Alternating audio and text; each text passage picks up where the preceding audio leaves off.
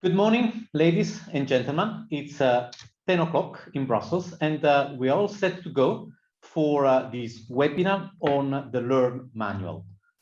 First and foremost, what is Learn? Learn is a project on education that ETSC started in 2018 in cooperation and with the support of the VSV and the Fundación MAPFRE, and with the great help of the experts of the Learn panel. The reason why we are here today, the reason why we are organizing this webinar is to launch this, the manual for developing and evaluating traffic safety and mobility education activities.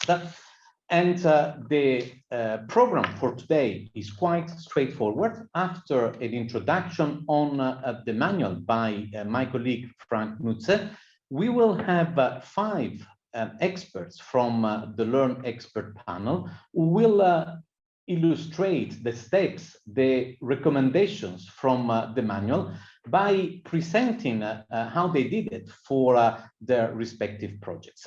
After that, we will have a panel discussion, and I invite you after each presentation, during each presentation, each time you feel like doing so, to write your questions using the Q&A function of the Zoom technology, and we will try and select as many as possible of these questions, and we will ask the experts to answer them. And now, before starting with the first presentation, we will try and break one of the golden rules of any successful seminar or webinar, which is do not show a video, because if you show a video, something will go wrong. This will not be the case, I'm sure, because we have a video of 1 minute and 20 seconds, which will explain why traffic and safety mobility education is important and how the Learn project aims to improve traffic safety and mobility education. So I will ask my colleagues to play the video with the hope that it will work. Every year, almost 20,000 people lose their lives on EU roads, including over 1,000 children. To reduce these deaths to zero, we'll need safer drivers, safer vehicles, safer infrastructure, better post-crash care, and improved enforcement. Education also plays an important role. If good habits are established when children are small, they will grow up to become responsible road users. Most European countries have signed the Vienna Convention on Road Traffic, which commits them to providing road safety education in schools at all levels. But many countries don't live up to this commitment.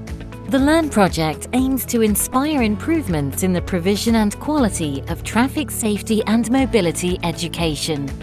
The 17 Learn key principles are recommendations to help ensure that every child receives high-quality traffic safety and mobility education.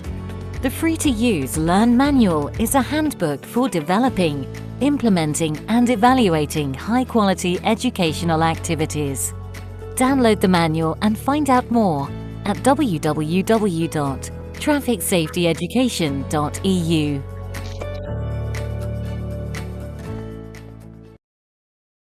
Thank you very much. It did work. I'm glad. The video recommends to download the manual to learn more, but we had the chance to have the author of the report, Frank Mütze, who will now take us through the Learn manual on developing, implementing, and evaluating traffic safety and mobility education activities. Frank, over to you. Thank you, Antonio, and good morning to everyone. Thank you for joining this webinar on the Learn manual. Before I go into detail into setting out the Learn manual, I first want to give a very quick introduction into the Learn project and basically set the scene for why the Learn manual was developed. And the first thing that I want to touch upon is let's say the historical background of the project. In 2017, we organized the first European traffic education seminar. and experts from across Europe came to Mechelen to discuss and share best practices projects. And we also had presentations on quality assurance for traffic safety and mobility education.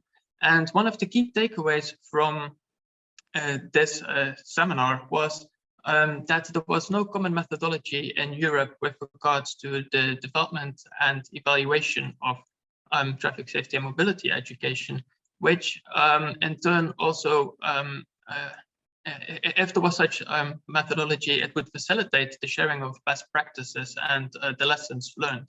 So in 2018, together with VSV and Fundación MAPFRE, we launched the Learn project in order to leverage education to advance road safety now.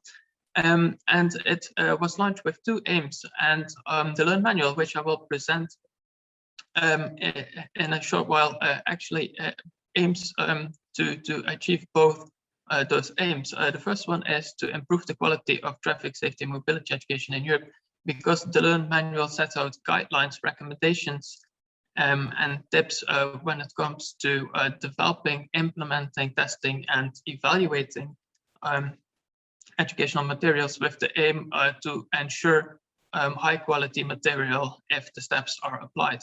And secondly, with regards to the enhancement of the European community of road safety experts, the manual aims to provide this common methodology to share and discuss best practices and lessons. At the start of the project, we gathered some of the leading experts on road safety education from across Europe, and I'd like to join Antonia in thanking all of them for their invaluable support, guidance, feedback, and input to this project. And to be honest, these experts are the real authors of both the Key Principles report and the Learn manual. So once again, thank you very much to all the experts.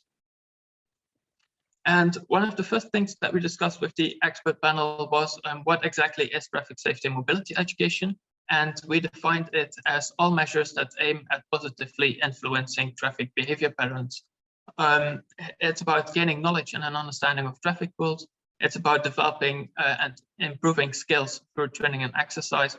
But it's also about strengthening and changing attitudes and intrinsic motivations towards risk awareness, personal safety, and the safety of other road users. And important as well to provide the tools necessary for well-informed choice of transport mode, preferring the active and sustainable modes of transport. We limited the scope, however, of the project to get up to and including the age of 17 years old, because this is where most of the educational material focuses on. However, and this also applies to the manual later onwards, by taking into account the characteristics of other age groups and adapting the manual's recommendations towards it, you'll find the steps that the manual sets out also to be useful towards educational activities outside of schools and to other age groups. The second thing that I want to quickly touch upon before starting to set out the manual is the publication we published last year, the Key Principles for Traffic Safety and Mobility Education, which are 17 key recommendations to improve traffic safety and mobility education. And I want to focus in particularly on ensuring high quality education. It's a group of 5 key recommendations that contain the following. The 9th key principle actually is to ensure that traffic safety and mobility education is about knowledge, skills, attitudes, motivations, as well as training, in line with the definition I just provided. It's also important to keep traffic safety and mobility education up to date, with both regards to new modes of transport, but also with regards to pedagogical methods. Key principle 11 concerns the use of quality standards. 12 is undertake tests, process, and outcome evaluations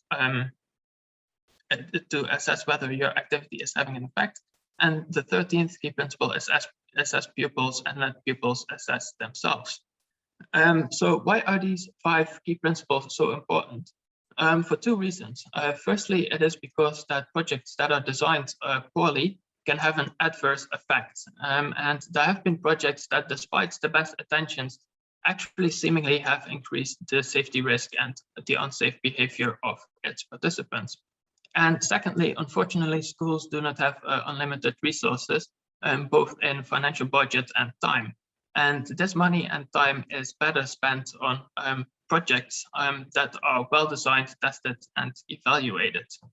And this bridges nicely to the Learn Manual, because the Learn Manual provides a common methodology for the development, testing, and implementation of material for traffic safety and mobility education. It contains recommendations, criteria, and guidance that should ensure qualitatively sound activities in an accessible way. And thereby the manual helps to implement the key recommendations that I just showed on the previous slides. Because by using the steps that are displayed on this slide here, the model of the Learn Manual, and the guidance and recommendations that come with it, you should be in the right way to incorporating those key principles in your activity and its development process. But before I go on into detail into these 8 steps, I want to quickly touch upon what the manual exactly is and what for who it can be useful. So the manual basically consists of 3 parts. The first parts are the guidelines. It's a list of checkboxes that you can use during the development process of your activity to see whether you are living up to, let's say, the minimum standards that the Learn Manual recommends. And these checkboxes and these steps are described in much more detail in the handbook. It provides an explanation for why those checkboxes, why the content of the checkboxes is included. It provides more detailed background information, as well as other things that you should take into account and consider when developing, testing, implementing, and evaluating your activity. And then we also have part 4 on how to use the manual. And these are 27 examples that illustrate how the different steps of the manual and its recommendations and guidance can be implemented in activities. That leads me to the question, for who is the Learn Manual? Well, firstly, it is primarily aimed at those who design, test, and evaluate educational activities. And it's therefore envisaged as a starting point, as it provides recommendations, practical guidance, inspiration, and best practices in an accessible way. It's not envisaged as an academic guidance document that sets out every step in exhaustive detail, but instead it contains the references to such documents. And we hope that by using the manual, it will inspire developers to continue reading further into these specific topics and aspects. Secondly, the manual may also provide useful to ministries, authorities, agencies, and organizations on which proposals for activities or which activities and projects to fund, as the guidelines reflect a minimum list of criteria that should be included or at least considered in order to ensure qualitatively sound material. And finally, in a similar way, the Learn Manual can also be used by head teachers, traffic contact teachers, teachers and schools, as well as organizations when deciding on which activity to buy. So on the screen, you will see the 8-step model that is set out in the Learn Manual. And the starting point is on the left, the analysis of the problem and possible solutions in step 1, based upon which then in step 2, you will be able to specify the objectives. And the outcome of these first 2 steps, combined with insights from behavioral change models, in which you look into in step 3, those will all help you in designing the activity in step 4.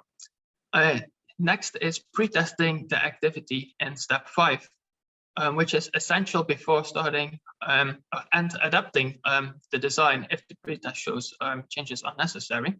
And that is essential before starting the actual production in step 6, and the subsequent implementation in step 7.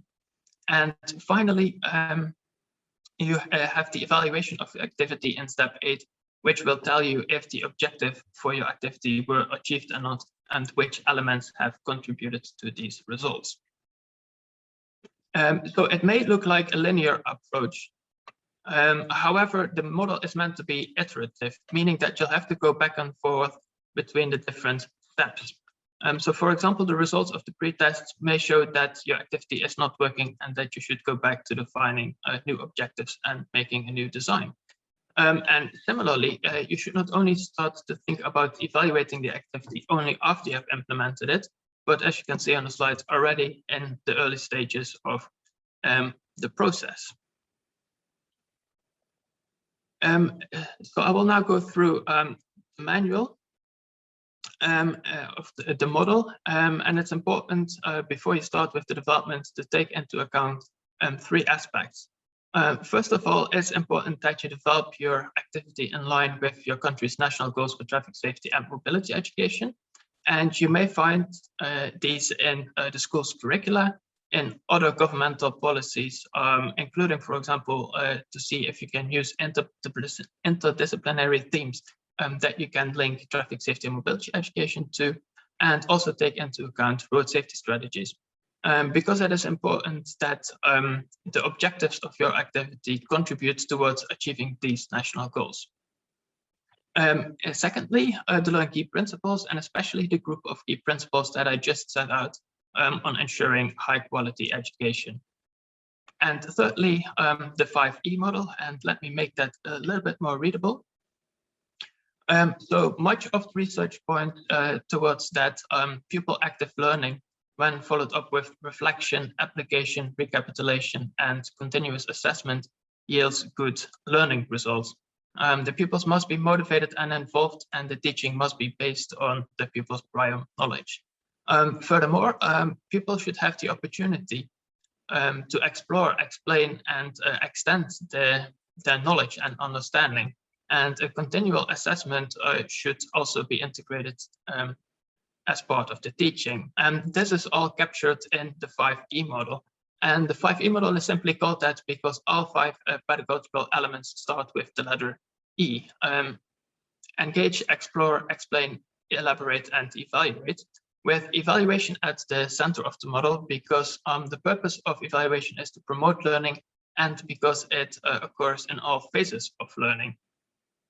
And you'll find the 5E model referenced throughout the Learn manual, because it is a tool to support teachers in the planning, implementation, and evaluation of the learning for the pupils. And the manual therefore recommends to make sure that the activity itself encourages the teacher to use the 5E model as a tool to develop, plan, implement, and evaluate the lessons. And moreover, it's also a tool to support you as a developer in designing and implementing the activity, as well as a tool that is very useful when evaluators test and evaluate the activity to determine whether the activity is successful in engaging the pupils and making them explore, explain, elaborate, and evaluate. So coming then to the first step of the manual, the problem analysis and needs assessment. And the manual here recommends to work at 2 levels. Firstly, the general strategy level for the target age group, in which you look at the bigger picture for your target age group, and you set out things like the characteristics, such as road safety figures, the characteristics of collisions that are involved in, contributing risk factors that are characteristic for the target age group, as well as psychological and cognitive characteristics. Moreover, you set out what is to be achieved for the target age groups in strategic goals, as well as list possible partners that you could cooperate with developing and implementing and promoting your activity. And then there is the activity-specific strategy, where you build on the general strategy and add specific data for the specific activity that you're envisaging to do. And this includes the problem description, the problem analysis, as well as the identification of the behavioral and circumstantial aspects of the problem, the identification of factors that contribute to unsafe behavior, and important as well, specify the specific target group that your activity is aiming at. Moving on to step 2. Step 2 concerns the setting of objectives and outcomes, and you first have to decide whether you're targeting actual behavior or intentions to engage in behavior, because you cannot always measure actual behavior, but it's known from psychology that if you are changing someone's intentions, you're on the right way towards changing their actual behavior. And subsequently, you need to decide whether the learning outcomes relate to knowledge, skills, attitudes, or a combination of them, and preferably even all 3 of them. Then you should turn these desired outcomes into operational objectives. And for this, the manual recommends the SMARTER principle, so that objectives are specific, measurable, achievable, realistic, time-bound, evaluated, and revisable. And by operationalizing the specific objectives in this way, it will serve as a roadmap for when you're designing and evaluating your activity. In addition, also set out output objectives, for example, how many pupils you want to reach per school year.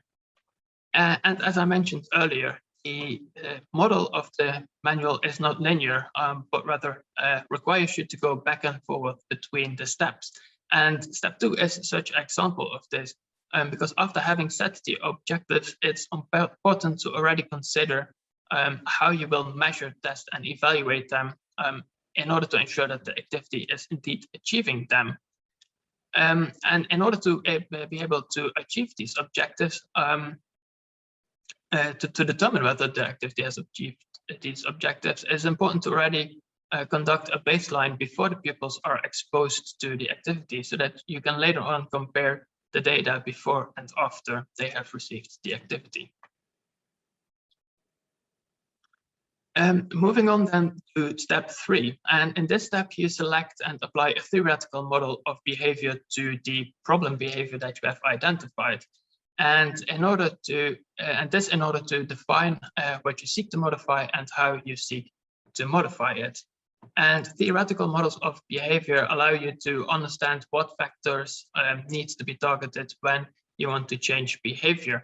And insights in these factors can help determine an appropriate focus for your educational activity. And it will also make it easier to formulate what it is exactly that you want to modify and how you seek to do this. And thirdly, and also part of this step is the theory of change one-pager, which is a one-page summary of all the preceding steps. And Lise will talk about this in her presentation a bit more in detail. But just to underline that this is useful for both internal communication within your organization, but also with external communication towards possible funders of your projects. So once you've reached this point, it's then time to design the activity, and the manual recommends the following: that it's preferably offered free of charge, as well as ready for use, whether digitally or as printed copies, that it takes into account good educational practices for effective learning, as well as the 5E model, that as said, it is in line with the national educational goals for traffic safety mobility education, and that it is accompanied by a teacher's guide, so that the teacher has guidance on how to implement the activity. It should also be integrated into or be part of a continuous learning process, and of course align with the Learn key principles, especially the one that I highlighted in the group on ensuring high quality education. Again, important to think about the other steps in the manual's model. Think about already finalizing your test and evaluation designs, as well as plan for production and come up with an implementation plan. 5 then is another important step in the process, because pre-testing allows you to find out whether the activity has had the desired effect, or has the desired effect, whether it is appealing to the target audience, both pupils as well as teachers, and that it can be used as intended. Furthermore, it's important to not only test the activity itself, but also the teacher's guide and, if possible, the evaluation design. For example, if you let pupils fill in questionnaires for the evaluation during the pre-test, you can then make sure that they understand the questions correctly. And if the results show that improvements are necessary, you should go back to one of the previous steps to make the necessary changes and test again. And if the results show that the activity will not achieve the objectives or outcomes, you may need to start all over again. And I will not go into detail here, but the manual covers several pre-test designs which you can use as inspiration when developing your own activity-specific pre-test design.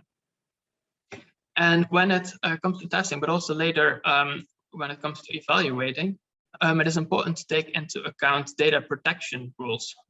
For example, with the previously mentioned questionnaires, when you collect data on that. So the manual provides some thoughts on this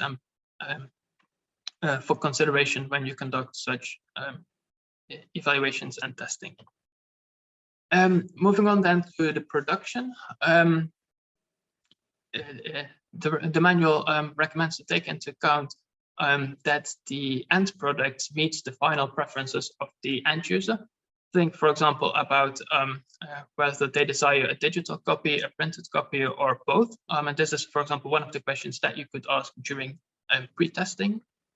Also choose software that allows you to make easy updates to the material, and make sure to receive the source files in case, for example, another company is designing your product, your material, and would go bankrupt. In that case, you still have your materials source files. And also ensure that you're the owner of copyrights as well. And moving on towards implementation, the manual recommends both a bottom-up and top-down approach. The bottom-up approach means that you'll have to directly engage with those you envisage will implement the activity, which for the scope of this manual are usually the teachers and the schools. And the top-down approach involves approaching those actors that have the authority or power to implement your activity at schools, such as ministries, agencies, and municipalities. And depending on your country, it may actually be crucial to involve those actors right from the start, as it could be that the implementation in schools is only possible with their support and commitment. And furthermore, you should also have an implementation plan and a dedicated communications plan, the latter of which should include direct communication again with teachers and schools, as well as consider press releases. The manual also sets out cooperation with other actors in these steps and shows ideas and examples with regards to how you could cooperate with teachers and head teachers, parents, the police, different governmental levels, and other partners. That could be considered. And then finally, but not least, the step 8 on evaluation. It's very important to evaluate because through the results of the evaluation, you know whether the activity works or not. And very interesting as well to find out why the activity or parts of the activity are successful or unsuccessful. If you do an economic analysis, in addition, it also will help you find out whether the activity was cost effective or not. And in addition, you'd be contributing to help grow the existing knowledge with regards to traffic safety and mobility education. Important to underline is to not be afraid of the bad results, because bad results are a unique opportunity to learn what went wrong. But if you get such results, then you should go back again to the previous steps to make the necessary adjustments, test again, and start implementing it again.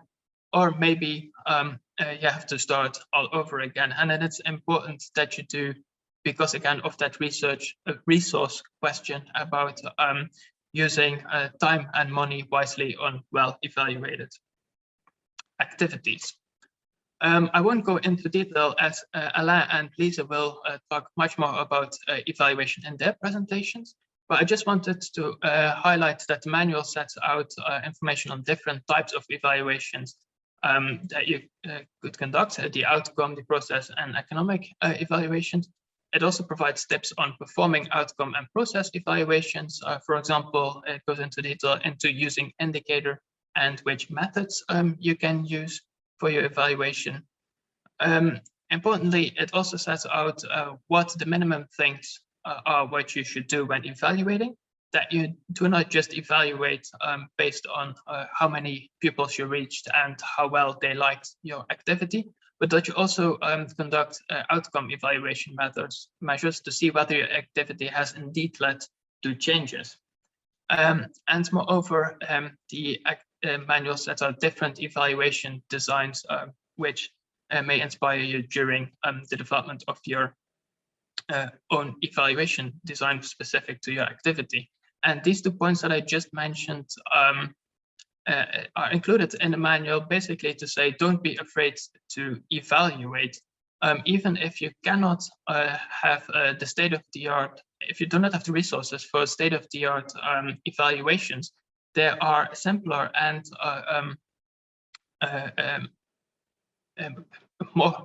less costly methods that you could do to still evaluate your activity, because it's important that you do in order to find out whether your activity is working or not.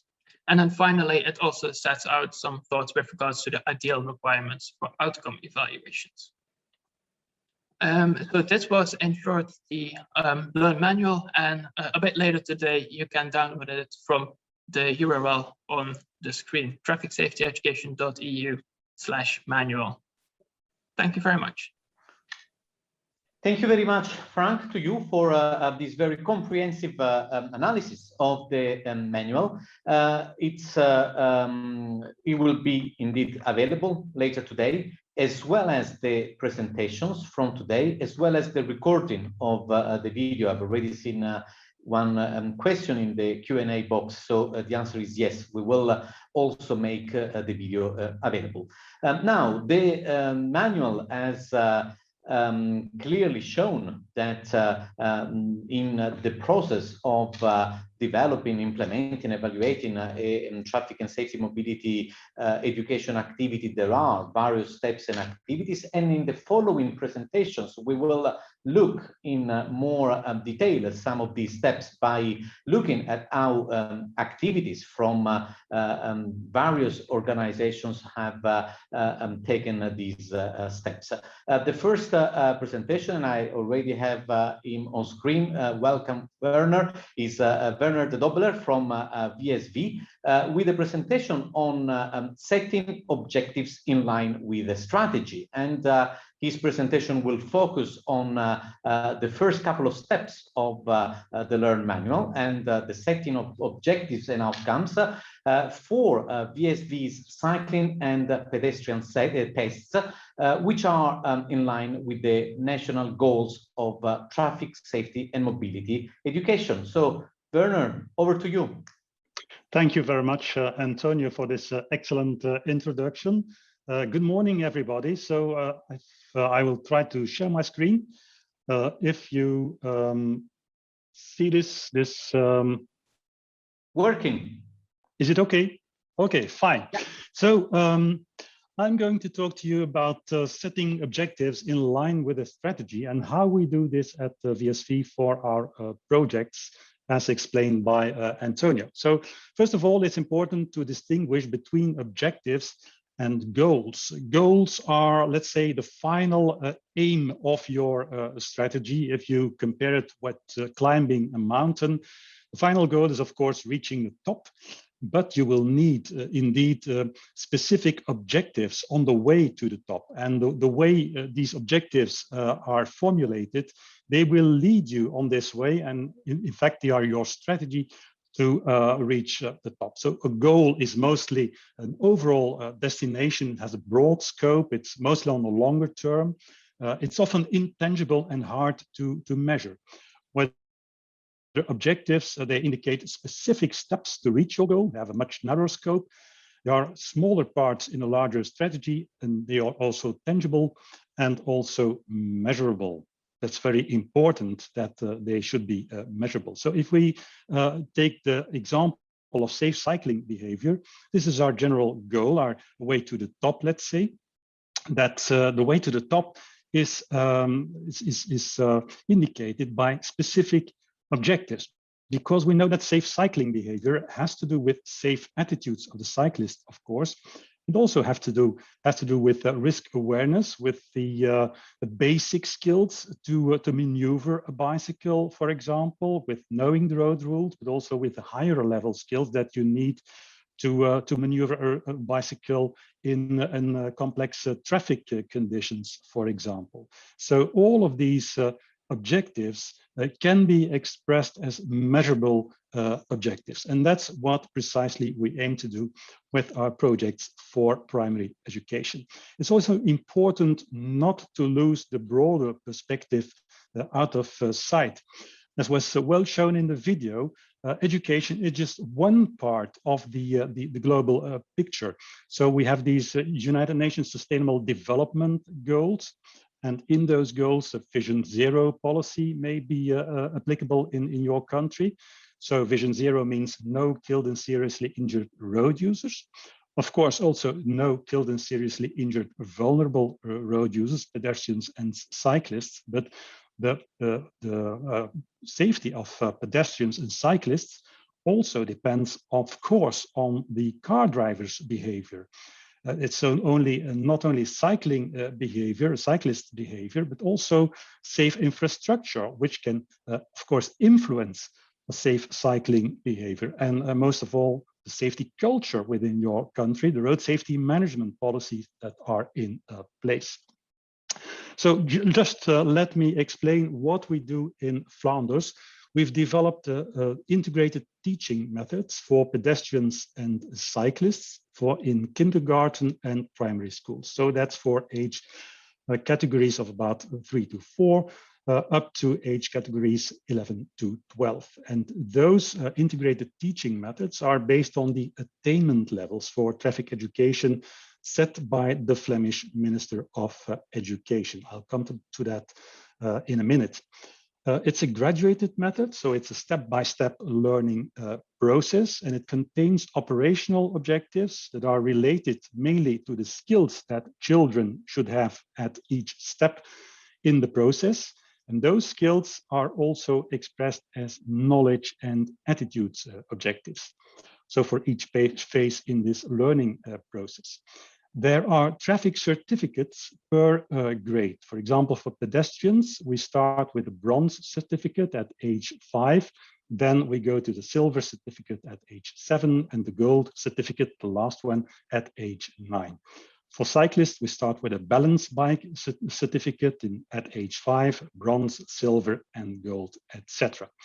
And this also includes 2 exams. So the Grand Pedestrian exam and the line for pedestrians. This gives way to the gold pedestrian certificate at age 9. And the grand cycling exam is taken at the age 11 to 12, and it gives way to the gold cyclist certificate. Now, in this scheme, you see this in a visual way. So first of all, we've got, of course, training preceding the tests. And then these tests, if they are okay, if the pupil succeeds, they give way to the bronze certificate at age 5 for pedestrians, silver and gold, and the same for cyclists. Now, all these trajectories together, they are our teaching method for pedestrians and cyclists, and we offer them to schools to, let's say, support schools in their road safety education for this age category. Now, some background, as I said, the attainment levels in Flemish education system, in general, they define the mandatory knowledge and skills per grade. And these attainment levels are defined by the government. So they define what pupils need to know and be able to do when completing a grade. They are, let's say, the minimum objectives and minimum objectives that are related to knowledge, to insight, to skills, and also to attitudes. It's important to note that schools must work towards reaching these attainment levels because they are mandatory.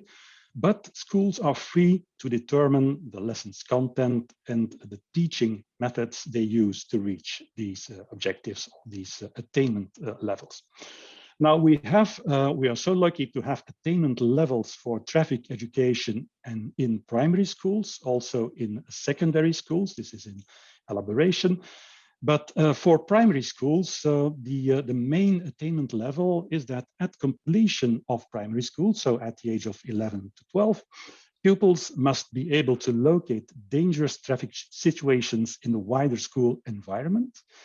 They must also have sufficient responsiveness, balance, sense of coordination, and also know the traffic rules for cyclists and pedestrians to be able to move independently and safely along a familiar route, for example, from home to school or back.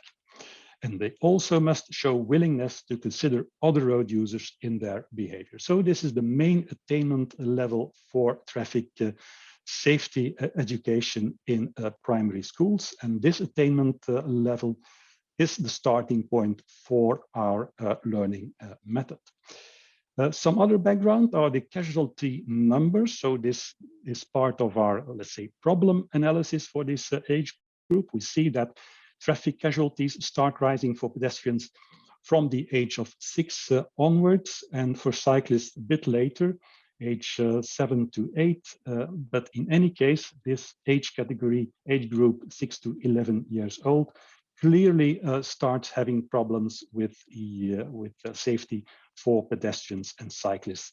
You see this happening at each point where children or adolescents start using a new mode of transport, when they start using it in an independent manner, so without supervision from parents. Now, I will quickly have a glance at the recommendations of the manual and the examples how we do it in Flanders with our projects for pedestrians and cyclists, so the certificates. So I will focus on how we do it in Flanders. Let's say that the first step, as Frank explained, in this second step in the manual. And so the first rank of recommendations are to link your activity to the general strategy, to the school curriculum, if applicable, and also to the national goals for traffic safety and mobility education. Now, in Flanders, we have, let's say, our strategy is to lower the number of casualties in young pedestrians and cyclists by providing a teaching method for schools. Also providing educational tools and support for schools. That's what we do as VSV. That's one of our core activities. And we try to link these to the curriculum elements that are defined by the school networks themselves. We may have public schools networks, private schools networks, and they all have their own curriculum elements, but it is possible to link our tools and our, let's say, learning strategy to these specific elements. And as I said, we also link it to the attainment levels for traffic education in primary schools. The second element is deciding whether a learning outcome is related to actual behavior or to intentions to engage in the behavior. And we know, as Frank said, that intentions are a good parameter to influence behavior. So the learning outcome for our pedestrian and cycling certificates is related to actual behavior. That's what we want children to do. We want them to behave actually safely as a pedestrian and a cyclist. The actual behavior then is tested in various conditions according to the level of the learning method. For example, for the bronze pedestrian certificate, the test is in a protected environment. This can be the school playground or another protected environment. For the silver pedestrian certificate, the test is in real traffic conditions under adult supervision. And for the gold pedestrian certificate, the test is in real traffic conditions, but with the adults only as observers rather than supervisors. Now, the next element is to decide whether the learning outcomes are related to knowledge, to skills, or to a combination of the above, and also to link the outcomes with a theoretical model of behavior. Now, what we do with the pedestrian and cycling certificates is that the learning outcomes are related to the practical skills for pedestrians and cyclists. So we've really focused on these practical skills for children, and these are defined according, again, to the level of the certificate, bronze, silver, or gold. But skills, in fact, they integrate the practical application of knowledge. So pupils have to know the road rules, for example, for pedestrians and cyclists, have also to apply these road rules in a correct way. And it also integrates attitudes. For example, choosing the safest option in a risky condition. Let's say if there is insufficient view when crossing a road, what will a pupil do in that case? And we can say that the theoretical framework is the experiential learning theory.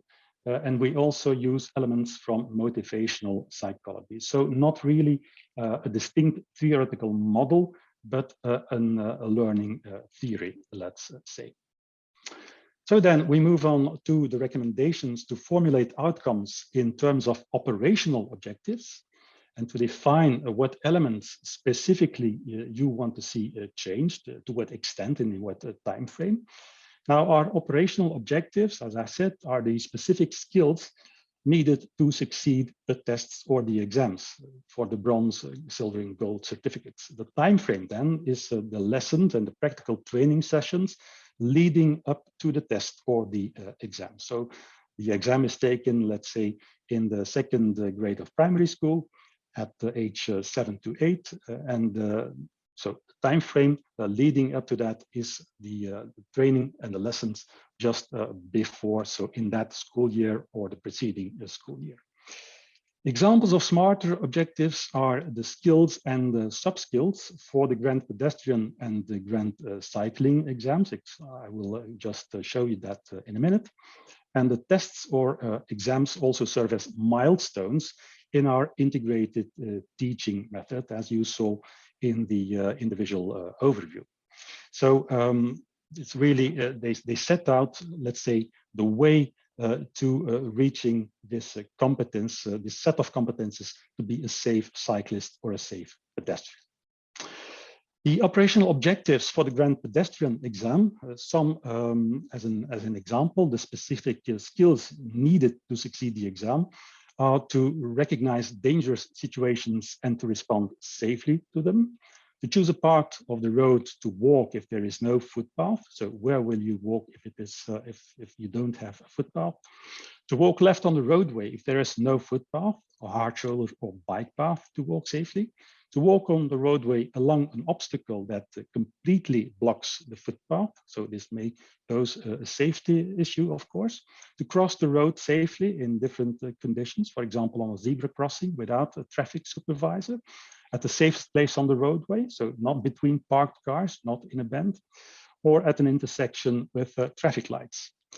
Schools may also, depending on the conditions and on the school environment, they may also introduce other elements, for example, crossing at a level crossing if you have a level crossing nearby the school.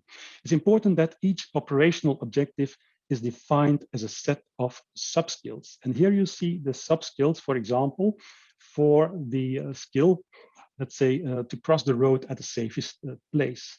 Now, in order to do that, the pupil must choose a place with good visibility. So not in a bend, not between parked cars, not near entries or exits, and not near obstacles. He also needs to stop at the curb to see if traffic is approaching. He needs to look left and right several times, not once, several times. He needs to cross perpendicular to the road if the road is free. He needs to keep looking out while crossing. He needs to keep his or her pace without running and to behave safely. So don't take risks when crossing the street. And the observer then can just take a cross in any case when the pupil does not comply with these skills. So these crosses will also indicate the level of performance of each pupil. The same we have for the Grand Cycling exam. Specific skills needed to succeed this exam are looking over the shoulder while staying on course, extending one's arm to announce a maneuver or change of direction, turning right, turning left, cycling past an obstacle, taking into account pedestrians on a zebra crossing, taking into account passengers getting out of a car, etc. Using a cycle path where required, cycle on the right side of the roadway if there is no cycle path, and giving way where required. Again, each operational objective is defined as a set of sub-skills, and you see an example of these sub-skills for cycling on the right side of the roadway. In this case, the pupil must cycle on the right side of the roadway at sufficient distance from parked cars, as you see on the photograph. He or she must not cut off bends and must not take bends too wide, must only move to the left if there's an obstacle or when overtaking another cyclist, and also must behave safely in a general manner, so no risk-taking behavior. Again, the observer may put a cross at each time when some of these sub-skills are not well performed. So the final recommendation then is to formulate output objectives for your activity, and as an output objective for our pedestrian and cycling certificates, we have made a count of the primary schools. They count about 70,000 pupils per grade. And based on that number, we've defined the output objectives for the Grand Pedestrian and the Grand Cycling exams, being that per school year, at least 25,000 pupils should take the Grand Pedestrian exam, and another 25,000 should take the Grand Cycling exam. This corresponds to about 35% of all pupils in those particular grades. But of course, our long-term aim is to reach 100% of pupils in primary schools with our activity. So thank you very much. This was my story about what we do in Flanders. Thank you very much, Werner. I already would have a few questions to ask, but I'll refrain from doing so because we do have a panel discussion later on. I also encourage all the participants to keep on asking questions on the Q&A box in the Zoom panel. But we need to move on now, and the next presentation is from Alain Areal from the Prevenção Rodoviária Portuguesa, PRP, on achieving change through the BSIN project. The presentation will illustrate how the theoretical model of behavior will not only be used, not only be used on step 3, which is the step on determining how you seek to modify and improve behavior, but also in step 8 on evaluation, whether the activity will be evaluated on seeing how successful it was in changing behavior. So Alain, over to you. Okay. Thank you very much, Antonio. Good morning, everyone.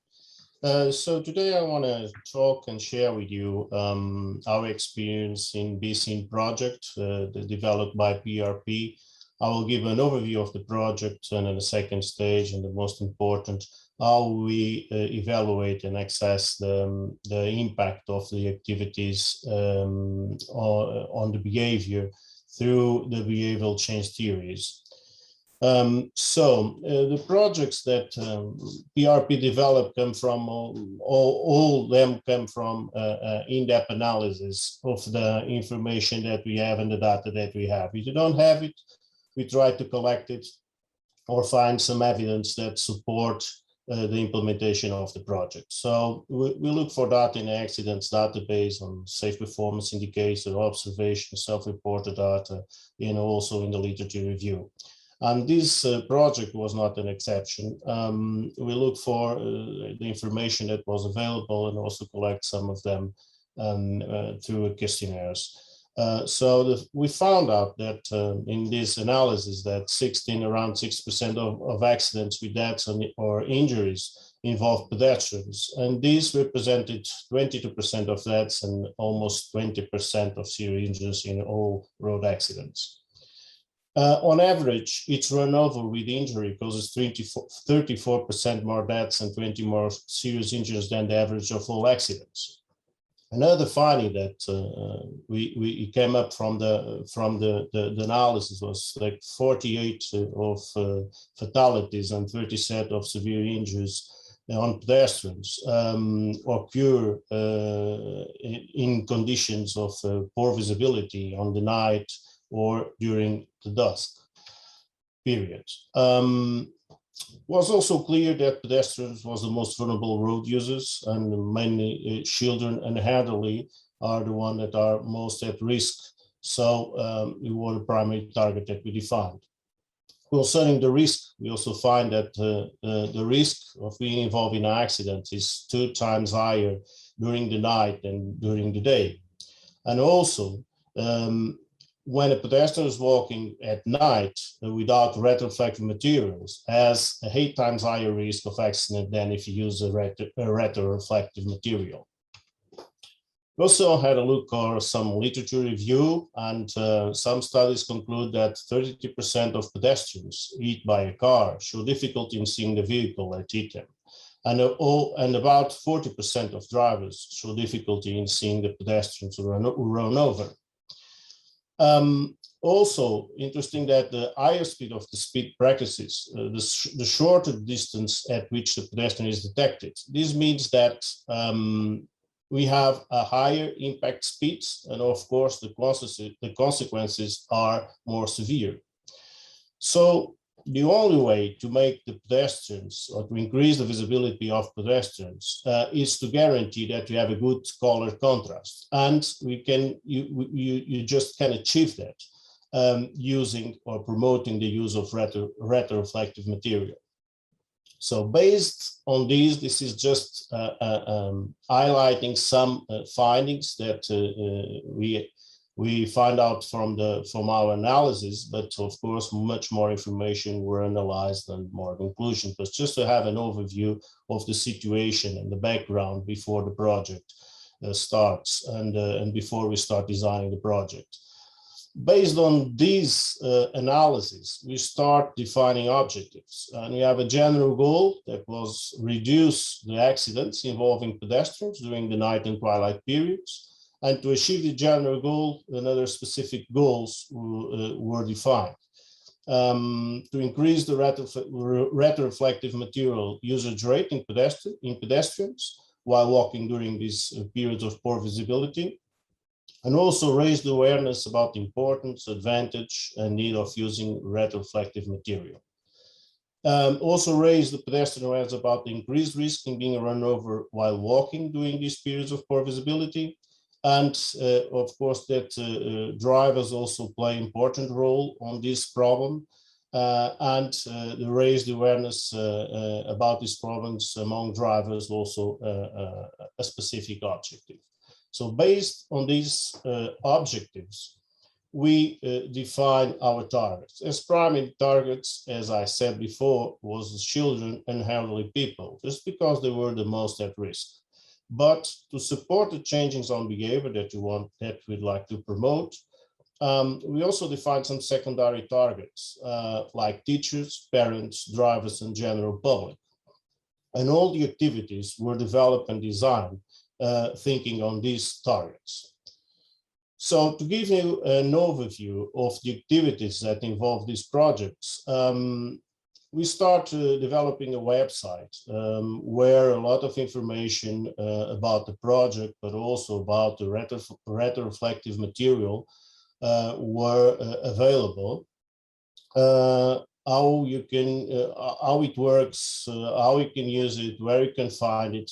Also a specific area for teachers to support the work with the students about this topic, with recommendations and suggestions of activities for the younger ones, like complete sentences, questions, yes or no, answers, paintings, and so on. And for older ones, some activities related with more specific and scientific contents, like reflection of light, that could be introduced in the school program in the chemistry and physics classrooms programs. We also made available a poster and leaflet for downloading, and also another booklet that we developed that target all the manufacturers that produce backpacks, wallets, shoes, clothes, walking sticks, umbrellas, and so on, that materials that could use for the targets that we are trying to reach. And with an explanation how we can use the retroreflective material, how easy it is to insert in their products, and also raise the awareness about the social responsible concerning the road safety and specific for this topic. Also a network of outdoors that we produced around the country was a national campaign directed to drivers, just promoting the website and the use of retroreflective materials, raised awareness about the problem. We also made a lot of concerning the posters and the leaflets. Just to have an idea, we produced the poster 40,000 posters that were distributed in universities, health centers, nursing homes, schools, and also used in public events. And it was the same strategy for the leaflet, where some contents about the topic also was included in this leaflet. But also a lot of public events where we did a lot of demonstrations using dark rooms where the people could experience the difference in visibility distance when you are using or not the retroreflective material. Just to give you an overview of the activities that was integrated in this project. What I would like to focus, it's how we evaluate the impact of these activities in the behavior. The design of the evaluation, it starts only in the beginning when you start planning the project. It's not something that you should think about it by the end of the project. So we designed the evaluation in the planning phase, setting up the design based on the baseline measurement that was made before the project starts and a post-measurement made by the end of the project. And the evaluation was made by the comparison of these two results. And for the tools that we use to collect this information, we use two different kinds of questionnaires and surveys. One was directed for children up to 14 years old, was a simplified version of a questionnaire. Of the other questionnaire, the second one that I will talk about for older ones. It was a 14 questions questionnaire, answers yes or no, and was applied and supervised by teachers in schools mainly. It wasn't also applied in paper form. And a second questionnaire that was developed for children 50 years of age and older, also included adults, all targets above 15 years old. It was a more complete questionnaire with 59 questions and a Likert scale point, and was mainly implementing online by using the SurveyMonkey software. In this case, both questionnaires were developed based on the behavioral change theories. Actually, the project had a multidisciplinary team with the psychologists involved, also a statistic, and other road safety experts involved. But we use in both questionnaires the theory of planned behavior, where you can see, I will not go in depth in explaining this theory, but to give you an idea that in this theory, all the factors that you see on the left side, the attitude, subjective, the attitudes, it means that the advantages or disadvantages that I find in performing a specific behavior, or the subjective norm, that what the other thinks about that before that behavior, or the perceived behavior control, that is how easy or difficult is to perform that for me to perform that specific behavior. There are variables that indirect influence the behavior, and in this case through intentions. Intentions are the variable that influence the behavior, but also influenced by the other factors that are in the left side. So beliefs, also normative beliefs, motivation, and so on, it's also factors that influence behavior indirectly. So both were developed based on this theory. For the first one, a more simplified version for younger ones, we had just 14 questions. So based on these factors that allows you to identify which factors are contributing for the changing of behavior. On the second questionnaire, more complete, we aggregate a set of questions by each factor. This one, that's also have 51 questions about or based on this theory planning behavior. On the second questionnaire, we use another theory that was the trans-theoretical model of change, where you can see the phases that a person goes through to change a behavior. Since the beginning, that you have no intention at all, or not thinking about the problem or these behaviors, or in the second stage that the contemplate, you start thinking about, or you prepare, or you start performing that specific behavior until the maintenance phase, where this new behavior become a habit, but there is also some risks to go to the previous behavior, and the final stage where there is no chance at all to go to the previous behavior. So we based all this. It was a set of questions based on this theory. But okay, this is an overview of what we did, but let's have a look for the results that we had with this evaluation. As you can see, this is related to the first questionnaire I mentioned for the 14 years old children. So you can see that in green, that before the campaign evaluation and after the campaign evaluation, it's blue. The difference, we have a positive differences in all factors. This means in all questions that we evaluate, but we can guarantee at levels in statistical level that was really statistically significant, just some of them. But you can see the question number 2. I usually wear retroreflective clothing or accessories as pedestrian. This means behavior. We had a good increasing on the percentage of respondents that using that.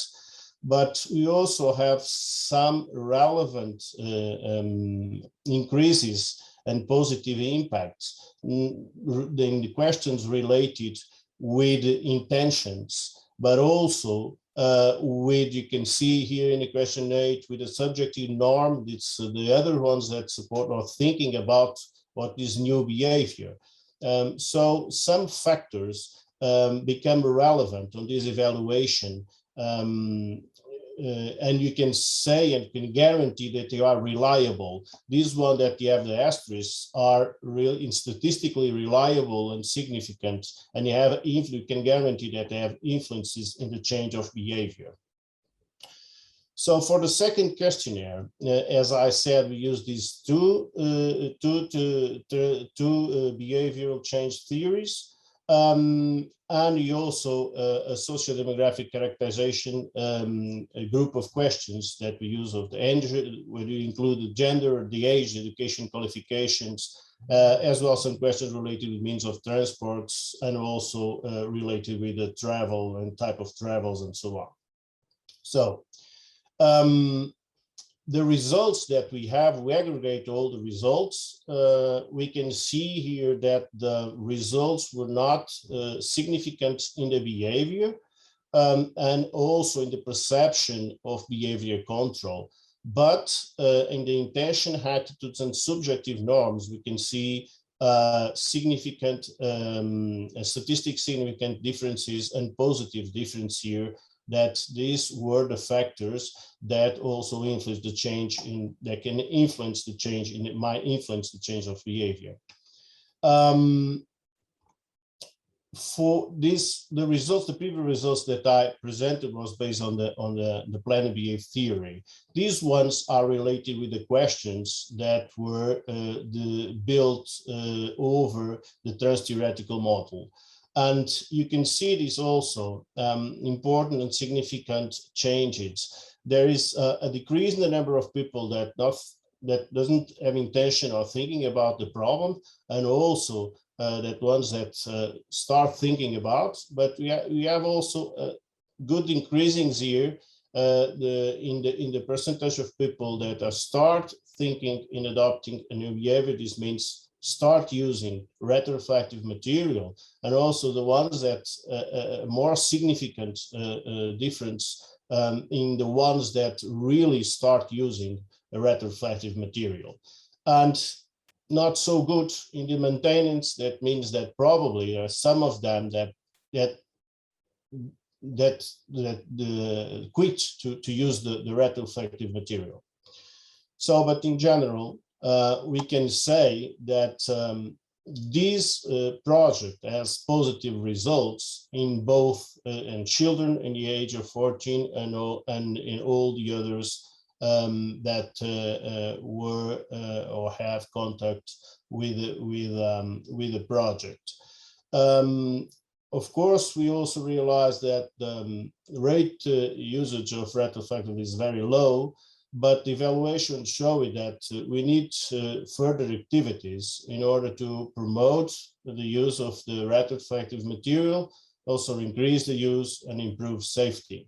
I will not talk about, not mention nothing about the evaluation advantage and benefits of evaluation, because Frank already mentioned that, but I will just add something, that all the information about evaluation is crucial, is important, not just for you, but for the others that are working on the same area or would like to implement similar projects or other ones that could inspire them to learn. But you need to make it available for others and disseminate it. So we also write down a final report with all the information about the project and the methodology that we use in the evaluation, so on, that is available, and of course we'll disseminate it. I didn't show you the questionnaire because I think you have the chance to consult the manual and find all questions and questionnaires, both questionnaires there. So I think you have the chance to do it, and I save some time to give you more information about the project. And from my side, it's all. Thank you very much, Antonia. Back to you. The floor is yours. Thank you. Thank you very much. Thank you, Alain. And we now move on directly to our speaker from the Finnish Traffic Safety Council, Liikenneturva. Her name is Satu Tuomikoski, and the presentation will be about pre-testing an activity. Pre-testing is a very important step to take before well, implementing any activity. But this presentation is even more interesting because it's about pre-testing a digital learning environment. Satu, over to you.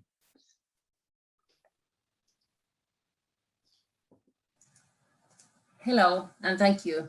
And hello all, and greetings from very, very warm, even hot Finland.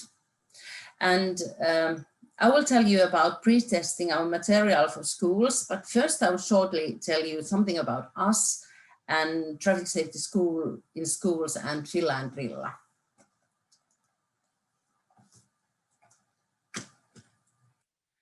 So Liikenneturva is Finnish Road Safety Council and we have 45 employees in central office and in 12 regional offices, but last years we have had almost 45 home offices here in Finland. Our tools are communication, education and training, and some research and data service, and we support our member organizations, volunteers and municipalities. And about supporting traffic safety education in schools. There is a long history of the traffic safety education in schools in Finland. It has been somehow mentioned in all our curriculum texts already since 1950s. Our goal in Liikenneturva is to support teachers with their traffic safety education work by training them and supporting them with materials and action models. And our goal is systematic, continuous, high quality traffic safety education through grades 1 to 9 in elementary school. And what is Filla and Rilla? It's our first digital cycling education material, which is targeted for grades 3 to 6, so children from 9 to 12 years old. And it's a free and web-based environment. And there is some technical information about it. It's a WordPress publishing system, and it's learned as plugging, and exercises are made by using H5P. And here is the reason why it's for grades 6, from 3 to 6.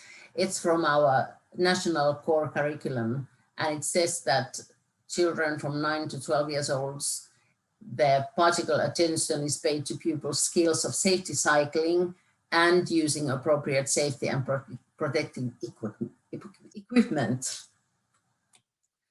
The Filla and Rilla's goals are so that children, their knowledge, skills and attitudes to develop that it's enabled to safe cycling year-round.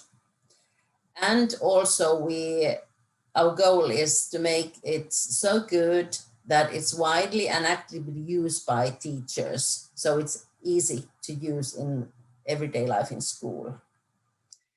Why is it's so important for us to pre-test that material? Filla and Rilla was the first digital learning material for schools. And we have done a lot of materials and developed action models for schools, but we have done them to teachers so they can use it. But now we did something which is more straight to children, the pupils. There is a new way, the digital platform, and it should be easy enough for children.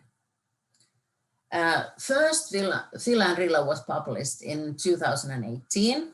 It was a little bit different, and during the first year, we had about 1,500 registered teachers and 250 schools and about 5,500 students.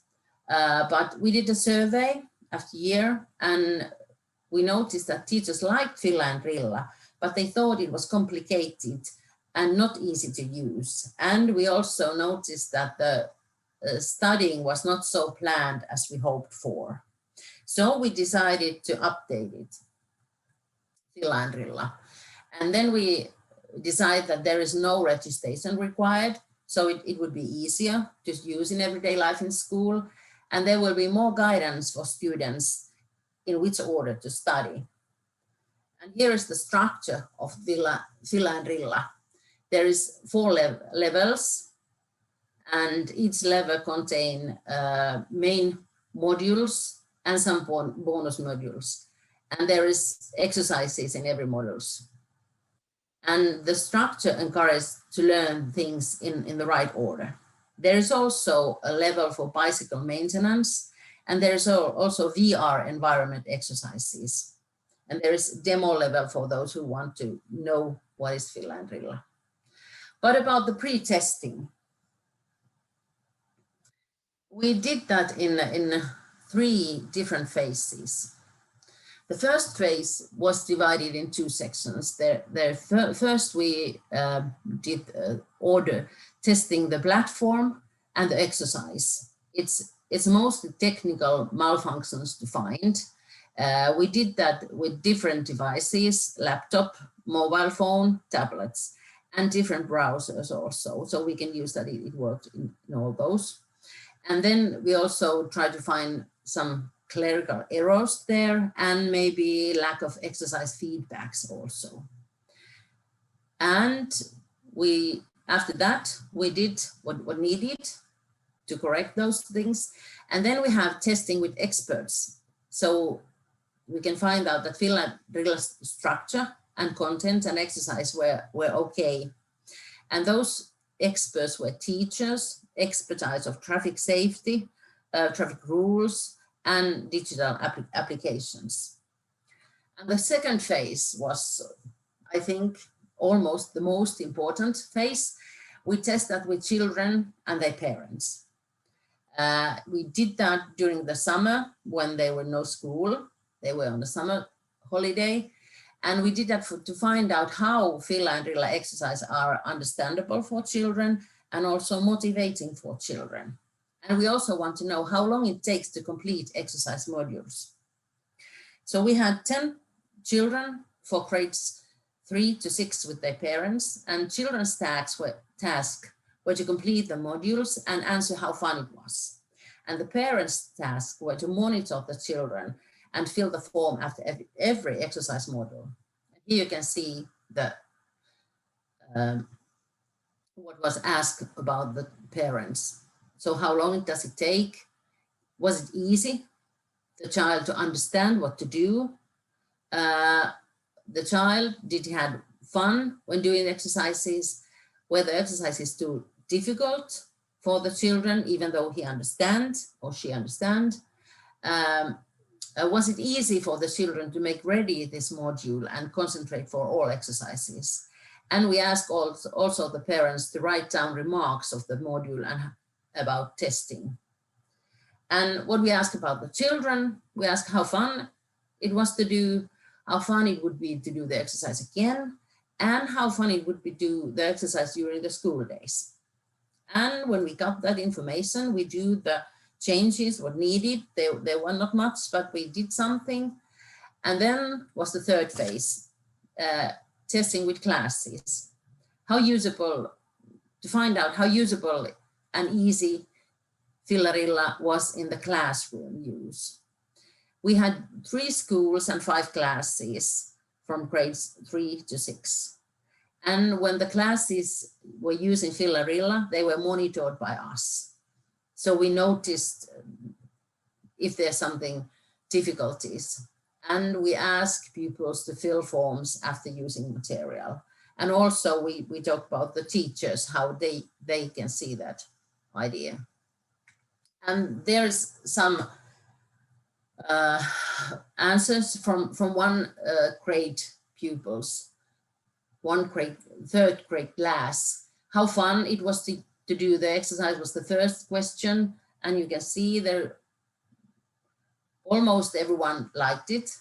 And we asked how fun it would be to do these exercises again. So almost same again, they did like that. So we noticed that everything worked as planned. So then we could publish the updated version of Filla and Rilla. And now we had our own digital learning platform for online courses for adults mostly. And what we have learned with Filla and Rilla that we pre-test all courses before publishing them. So that was pre-testing about Filla and Rilla. And if you have something to ask me, or if you want to know some more details, you can send email for Ida Maasalo, who has done this updated version of Filla and Rilla. Thank you. Thank you very much, Satu, also for saving some time as we were slightly behind schedule. That's very much appreciated. We now move to Susana de la Antonia Perez from the Fundación MAPFRE on implementing SDG Planet, an activity on safe, healthy, and sustainable mobility education. That's an example of how the UN goals are being used as a team for a road safety activity. Susana, over to you. Thank you very much, Antonio, and good morning to everybody. Before I'm going to, into detail, I would like to thank to the European Transport Safety for this big event and for the project coordination. We are very glad to be here today, so thank you very much. Now we would like to share with you how we have implemented our educational activity called SDG Planet as an activity on safe, healthy, and sustainable mobility. I know that we are short of time, so let's start it. First of all, probably all of you have already guessed that our activity is related with the global goals. The United Nations set a total of 17 global goals, some of them very generic, and a total of 169 targets, those more specific, that we should achieve during the next decade. But what is the connection with the prevention and road safety? Indeed, one of the targets talks specifically about the need to cut road traffic death and injuries by 50% in the next decade. And the question is that possible? Well, that's the plan, and we truly believe that is possible. These goals are the reflection of our society and where we want to be in the next decade. It's not going to be easy, but we believe that it can be achievable. But just if we stop thinking road safety as a separate problem, and we start to understand road safety in the same way. I mean, all of them are interconnected. So here we go. We have our activity based on this global goal. We have developed this program, Planet SDG. So in order to provide a more complete vision, instead of just talking about road safety, we would rather talk about healthy and sustainable mobility. So, because we believe if our cities are greener, we will have less road traffic injuries and so on.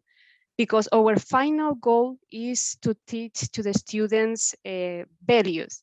So SDG is an activity which is intended for the latest grade of primary, from 9 to 11 years old. The activity is divided in two main blocks. The first one is My Safe World, in which we deal with the risk and prevention at home. And the other one is Safe, Healthy, and Sustainable Mobility. These two blocks are made up of digital workshops and are supported by new and innovative resources, of which we'll show you later. So before start talking about the implementation, we wanted to share with you some of the most challenging steps we have been through during this process. In the Learn manual, you can have more details about each of them, but because the lack of time and the rest of the panelists have already mentioned it, I will just talk about the last three ones, due to the importance in the process of implementation. So the first one is charging, so new material. We have to produce a new material, and we have the circumstances that we during the process we consider with the pandemic. So we have in our mind, we prioritize the digitization to make them more accessible, interactivity, the participation of the students for us is essential, and inclusive, because we think that every little gesture counts to promote and to every little step can make a big difference in our daily day. So this one of the priorities for us. And now, because as we were saying, we were short of time, we are going to talk about how we implement our program in the schools. Now we have the material ready, we have designed the activity.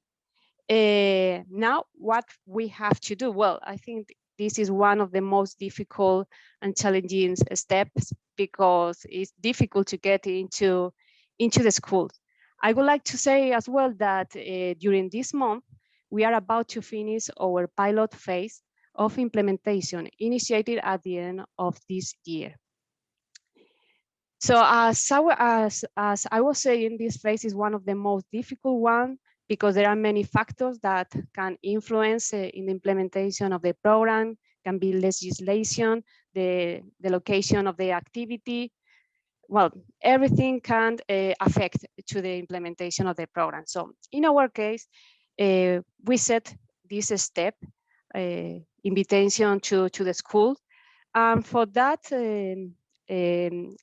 we have the help of a provider that help us in the process, thank you to its extensive database, but also because we have a good background coming from our activities in the past.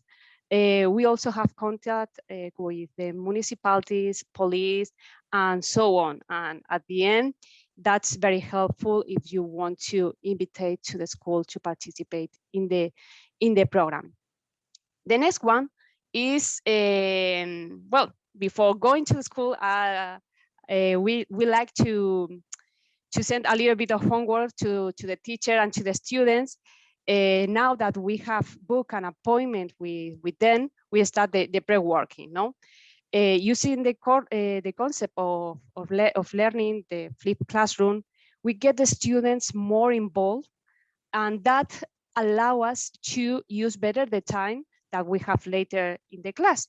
So we offer to the students and the teachers different tools and material, such as short videos, about 5-10 minutes, infographics, videos, so they can work from home and later put what they have learned into practice when we are going to the school during the workshop. So during this part of the implementation, we can say that is completely crucial, the participation of the students, and as the students, of course, but also the teachers and the parents, because without their help, it wouldn't be possible to achieve those goals.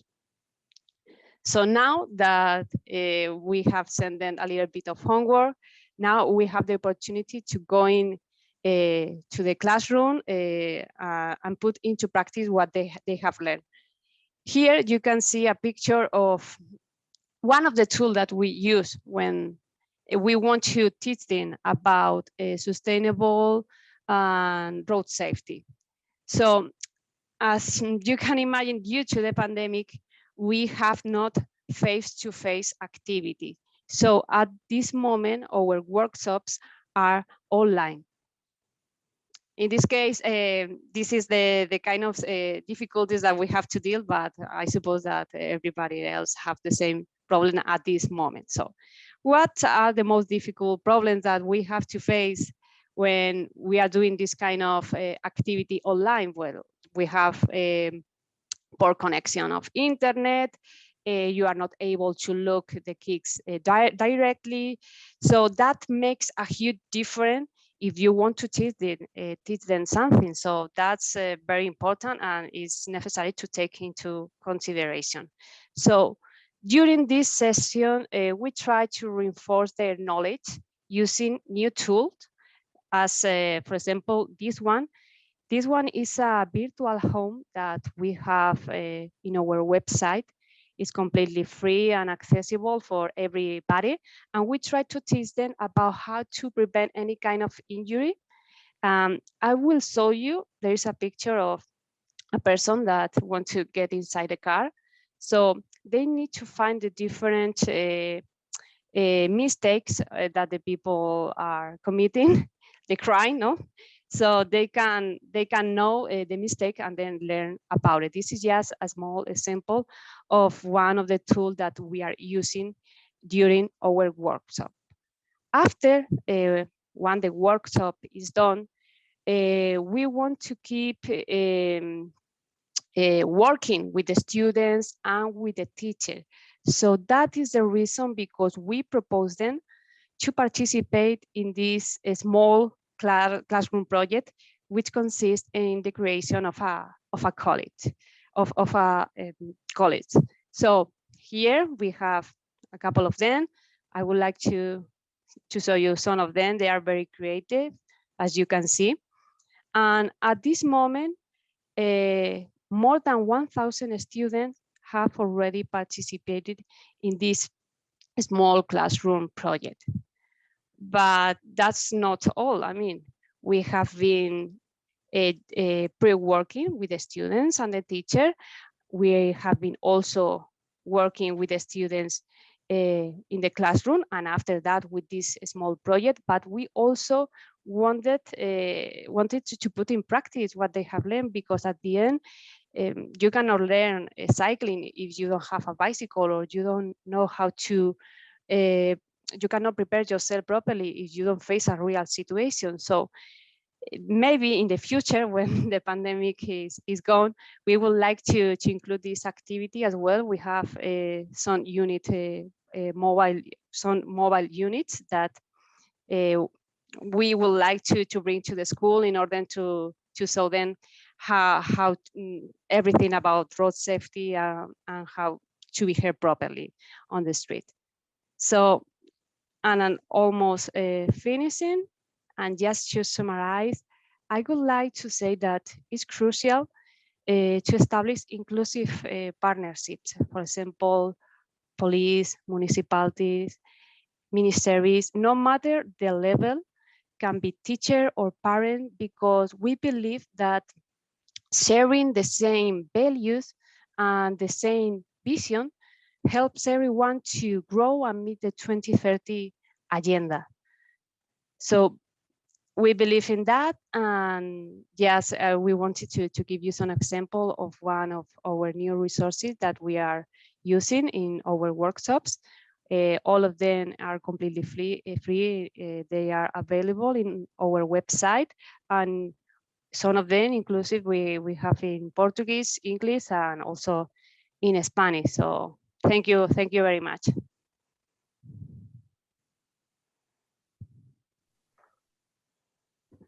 Susana, thank you very much for your presentation. We now have the fifth example from the Danish Road Safety Council, Sikker Trafik.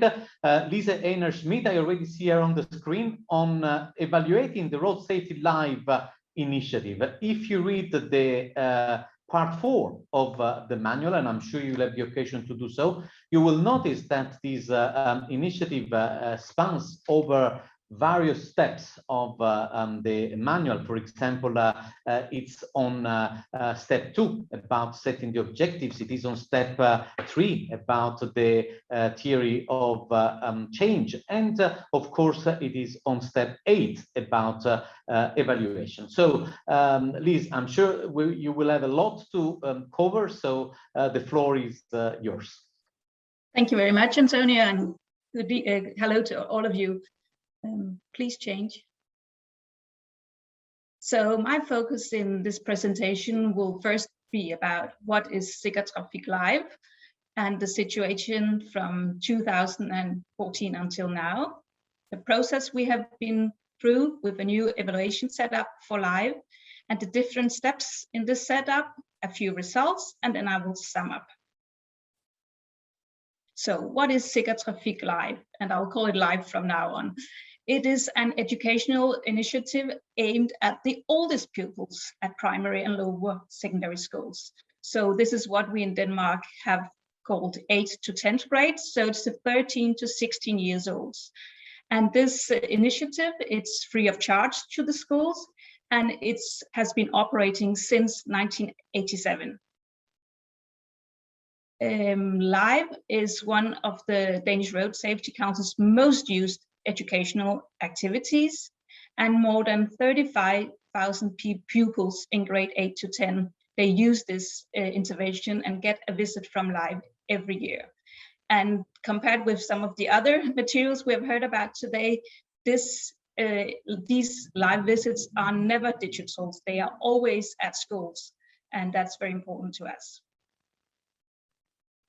And they are made by a presenter. These people are called ambassadors, and their role is to tell the pupils about their own accidents. So all these ambassadors, presenters have all been in an accident. And common to these is that it has been a very serious accident and they have been seriously injured, and they are themselves partly or wholly to blame for the accident and the injuries that they have. So the purpose of these visits is to provide the pupils with a better understanding of the consequences of a serious road accident, to open the pupils' eyes to the fact that they may actually become involved in such an accident themselves, but also, of course, to motivate them to make safer choices when in traffic. And the structure of these visits is that the Live ambassadors, they come to the schools and they have approximately 90 minutes. They give an introduction. They tell about their life before the accident, what happened at the accident, the life after the accident. Then they have a break and there are questions from the pupils, a brief evaluation. I'll come back to this later. And then the presenter rounds off if there are more questions, but also very importantly, repeats the main points that he or she has made in his presentation. And it is mostly men that we have as ambassadors due to the fact that most men or young people are the ones who are unfortunately in such accidents. Yes. So let me just tell you a bit about the situation from late 2013 until now. So in the late 1930, I started to work at the Danish Road Safety Council. And this was because there had been an external evaluation of our partnership with the philanthropic foundation Trækfonden, who are a very big supporter of our things targeted at young people and children.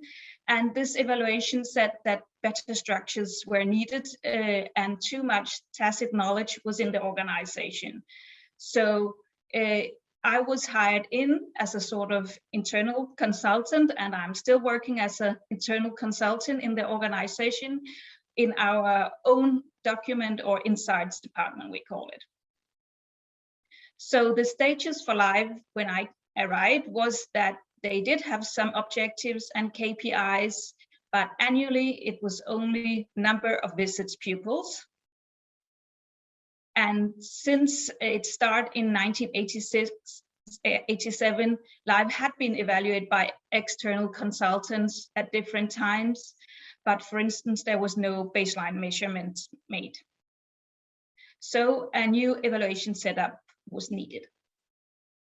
So the process that we have for this actually matches very good the steps in the manual. So what I will tell you about in this presentation is first how we formulated outcomes and objectives for the activity for the live visits, how we conducted a baseline measurement, how we prepared a one-pager theory of change, how we made our evaluation plan, and what it contented.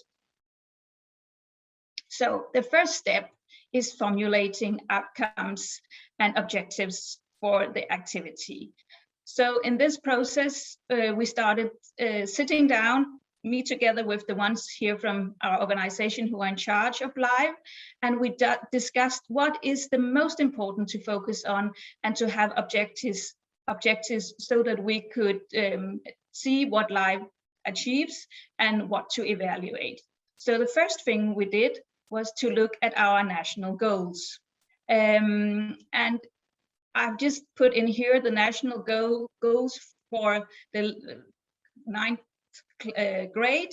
And it says here, the pupils should know that they are most vulnerable in traffic, what the risk factors are, and how they can avoid their own and others' risk behavior. Next, yeah.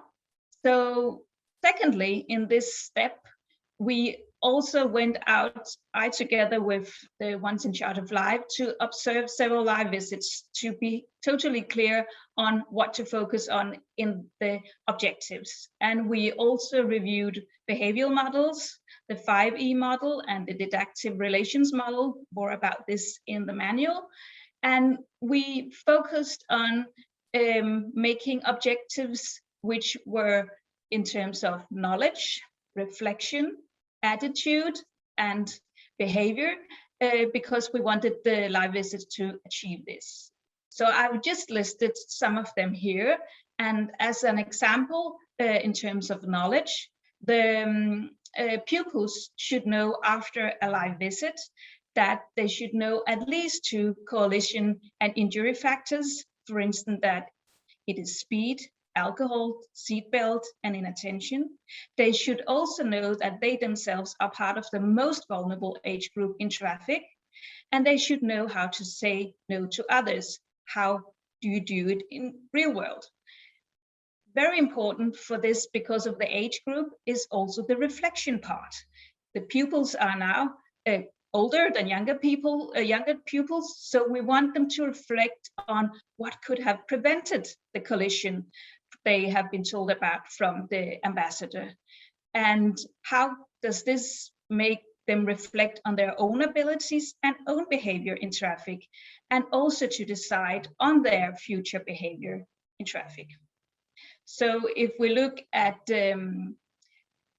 other things, for instance, attitude, of course, we wanted them to think that the normal things like drink driving is unacceptable, and the importance of wearing a belt or a helmet.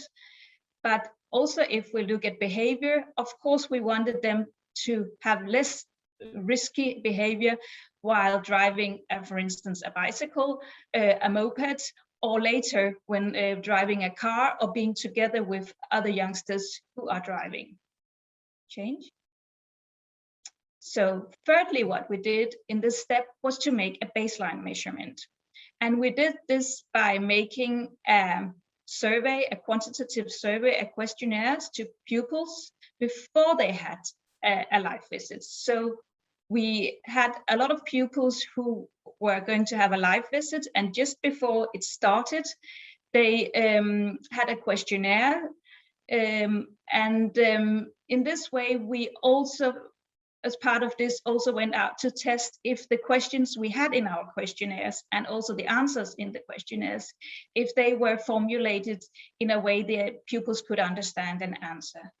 And here are just some of the things that we looked at in the baseline measurement. So some regarding knowledge, some regarding attitude, and some regarding behavior. As you can see, they are some of the same ones as I mentioned earlier. Yeah.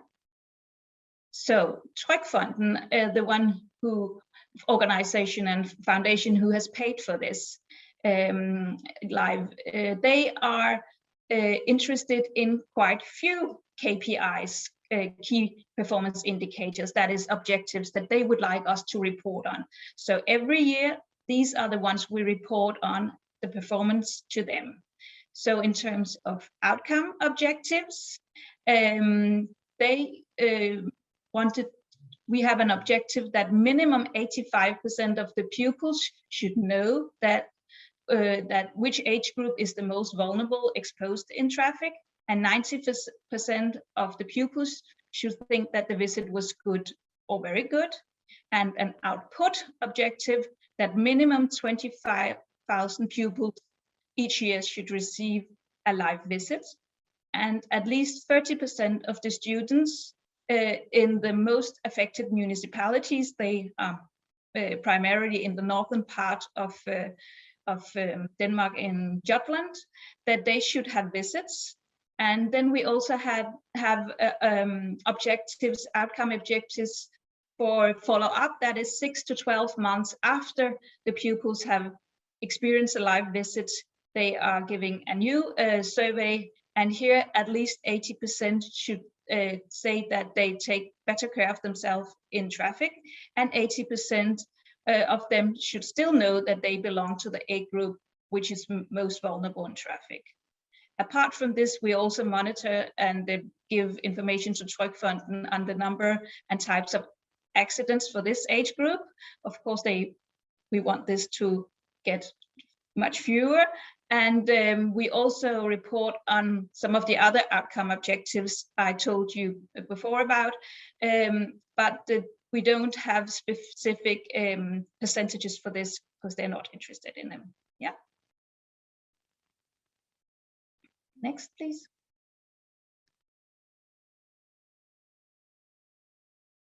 Frank, will you please take? Yeah. So what we did here is I have just included the theory of change, which is also important in the next step.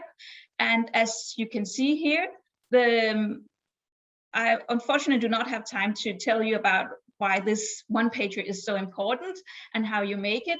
But as you can see, it is very much based on the same objectives that I have talked to you about before. And this is just a very good tool to have this one pager in terms of internally and also in relation to foundations and others. Yes, please change. So the next and final step I'll tell you about is step where we finalize our evaluation plan and we execute it. And I'm sorry for this very heavy slide, but I will tell you about outcome evaluation, what we did here, process evaluation, and RTC, and monitoring of accidents. So if we start with the outcome evaluation, this was an important part to us. And we wanted this evaluation because we wanted to know if the national goals are met, if our objectives were met, and if Traffik's objectives, KPIs, were met, but also because we wanted to know how the different presenters, the different ambassadors perform. And what we did here was to have both quantitative and qualitative methods. So in terms of quantitative, all the pupils who experienced a live visit, just after the visit, they have their mobile phones and they are asked to send live to 1919, and they get a survey, a questionnaire. This questionnaire is also in the manuals, so you can see it there. And in Denmark, all children in school have a mobile phone, so it's not a problem at all. This is also followed up by a follow-up survey 6 to 12 months after the visits. And we also have a mobile to the teachers.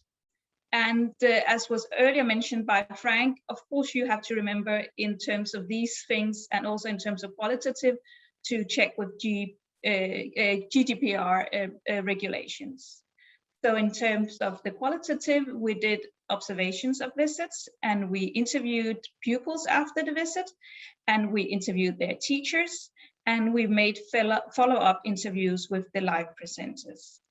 And actually, this has been going on since 2015. So, and all this is done internally by us in our Insights documentary department. So this is a much cheaper way of doing it, because before we had to have external consultants doing this, and this makes it very easy for us to have the quality control and to the whole time check upon if we are achieving what we would like to achieve. Another thing we have done and still do is make process evaluation. And in this process evaluation, it's important to look at is the activity operating as planned?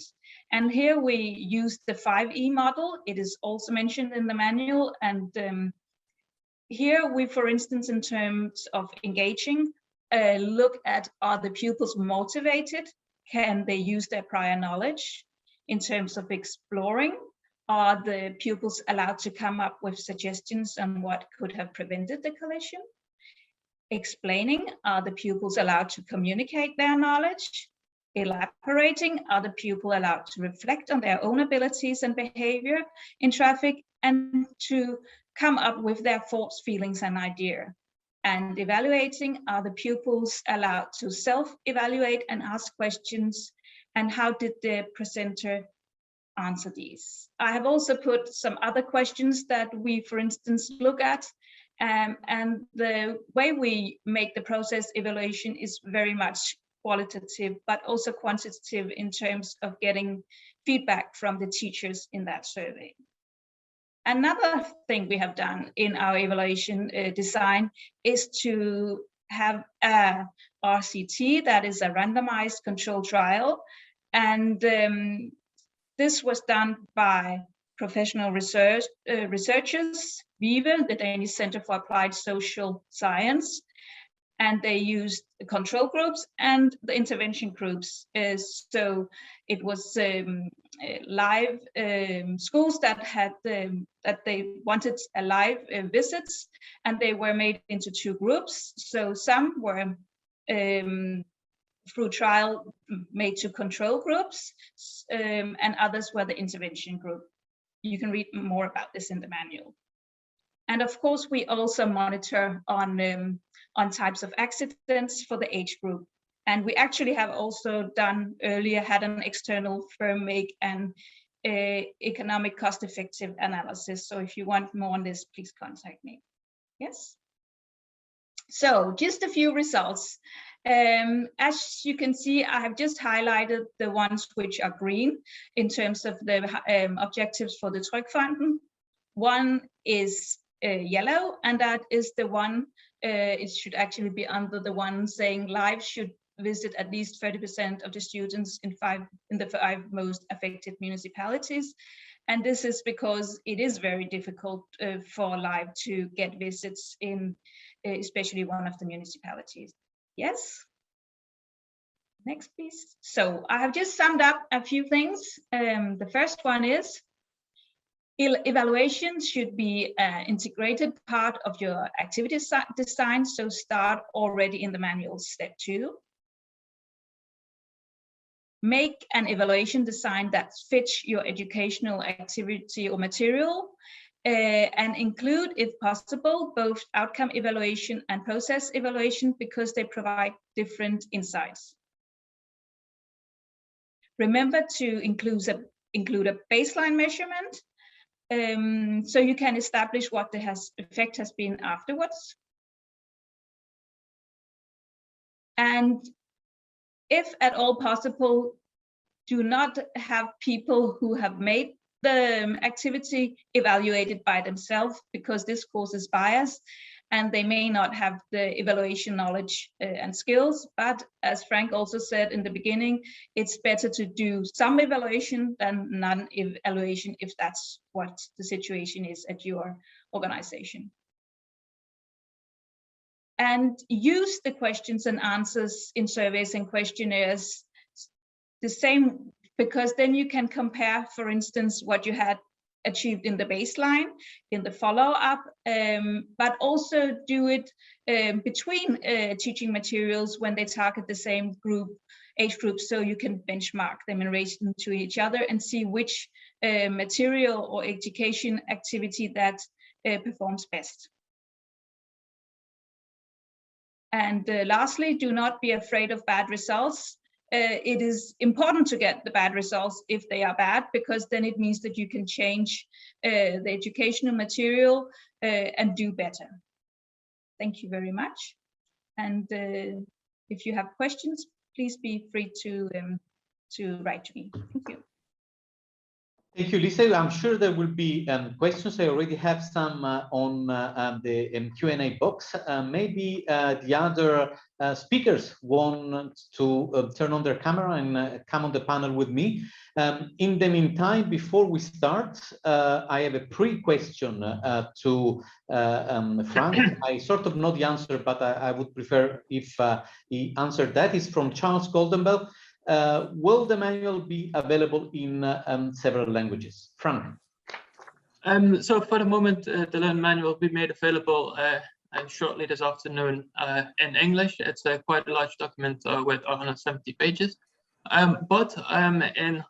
Shortly in the next week, we will also be publishing one-page summaries that sets out the key aspects of the Learn Manuals model in different languages, and these will be made available through the Learn website as well, where, by the way, you can already find such translated one-page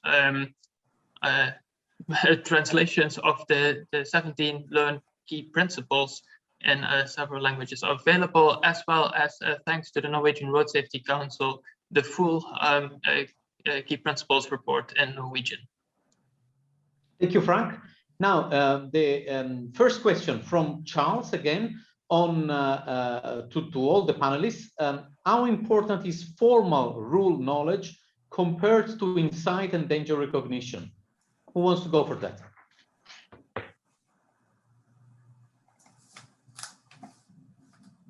I can go on that one. I think both are very important, because if you do not know the formal rules, you don't know what you are allowed to and not allowed to in the traffic.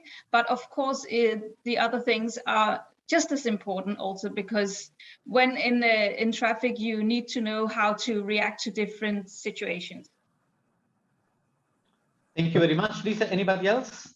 Let me just add to that, of course, you need to know the rules in order to be able to apply them and apply them correctly. And to apply the rules, you also need the right motivation. So it's also about having insight in traffic situations, and also having the right attitudes to act safely. And so, for example, not break rules. That's why we start explaining basic traffic rules from an early age. So we try to learn children really the basic rules about, let's say, priorities in traffic. That's really what you need to know to be safe. But we also teach them to act safely in difficult situations.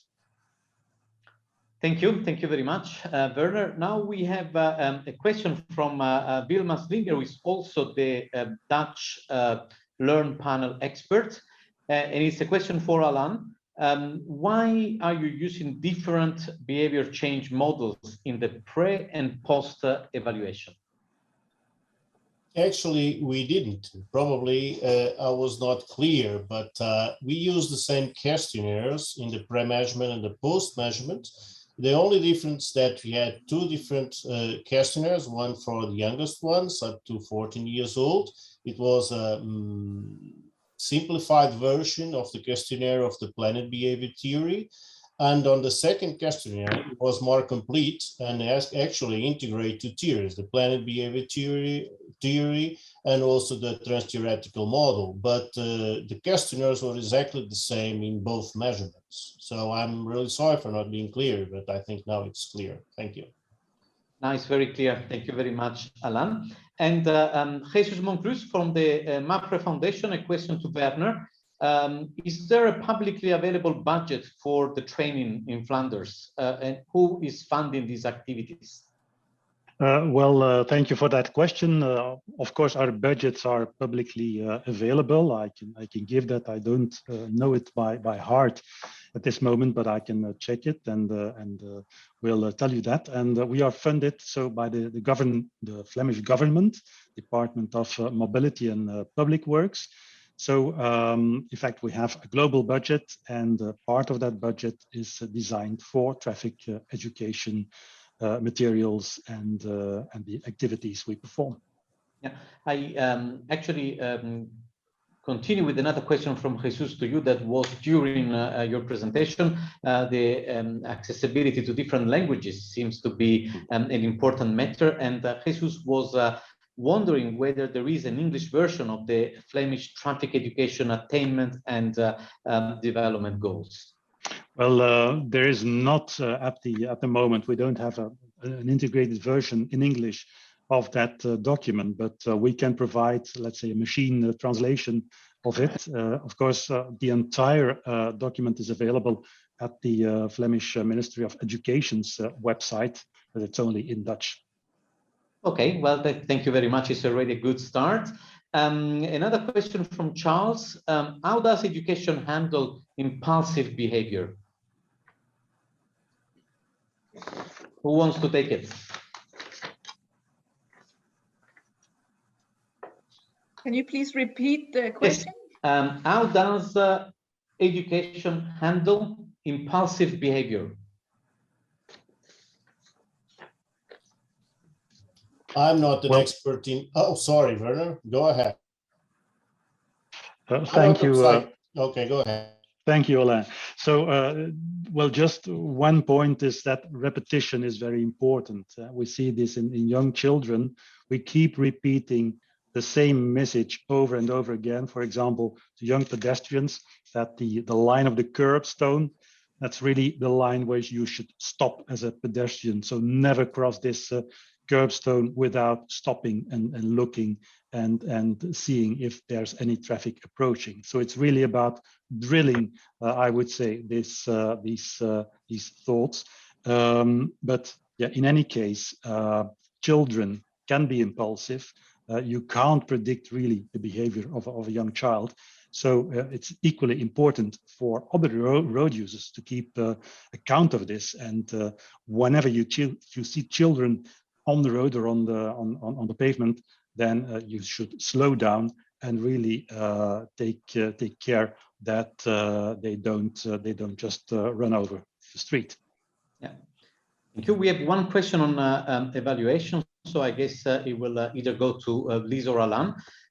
We heard about promoting the activity towards schools, municipalities, authorities, and organizations. But with regards to the results of the evaluations, do you also promote your results? I guess, do you also promote the results of the evaluations, not only the results of the activities? We only reveal the results we have for people we work with. So, for instance, the results that we have from the live, we present them to the municipalities and the schools on conferences and other places. But we also, for instance, on the live randomized controlled report, they are both on Vive's homepage, so you can find the results of that study there. And we also, in terms of marketing live to schools, we include some of the results from the evaluations, but they do not get the whole evaluation reports. Okay, thank you very much. Concerning the Filla and Rilla, so that Satu is for you. What was the biggest challenge in implementing that activity? I mean, what would you change if you needed to, or are you happy on the way it was dealt with? Well, I think first was the biggest, because it was the first time when we do it straight to pupils. But I think the second version is quite good now. We have tested and we have good knowledge from teachers. I think it's very good, and these days it's. But I have to remind that it's not the only way to teach cycling. It's only one part, and then there's the real traffic also. You can't use it in digital way only. Thank you very much. Sorry, I look distracted, but I'm not, because questions keep on coming and I need to follow them. I had selected also one for Susana. How difficult was it to adapt such global goals like the SDG goals to a single activity dealing with road safety? Wasn't that like too big an activity to then transform just on road safety activity? It was difficult, but not that much, because we are not including all the global goals in one activity. We are just taking some of them. So in this case, it wasn't that difficult to talk, instead of road safety, to talk about mobility and sustainable. So in that way was easy. We are not taking the 17 global goals in one activity because it's impossible. So it wasn't that difficult.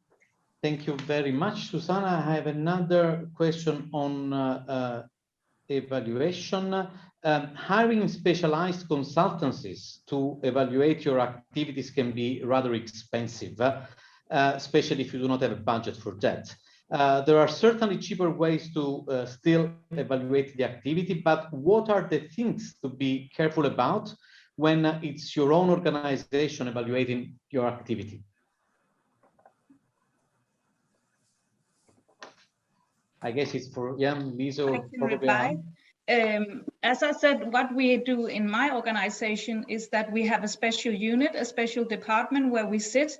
So we are working as consultants in our organization, and I have worked as an external consultant before in a very big firm. So I just sort of moved inside the organization, but still it's very important to have like I don't know what you call it in English, but windows between. So I include the developers of new materials very closely, and they come out when we test the materials.